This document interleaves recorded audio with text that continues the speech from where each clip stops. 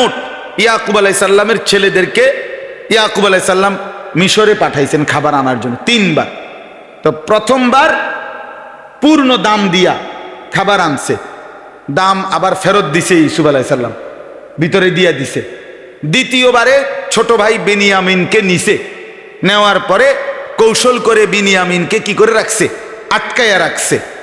তৃতীয়বারে আপনার আবার খাবার কিনতে গেছে।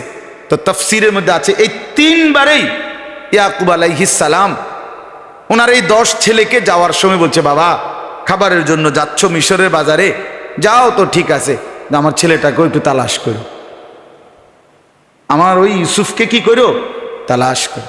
তৃতীয়বারে ছেলেরা বলছে, বাবা কি বলেন আপনি, গত 2 বারও গেলাম, আগেও বললাম বাঘে খাইয়া ফেলছে, আপনি শুধু এক কথার উপরে বিরক্ত করেন। আজকে 40 বছর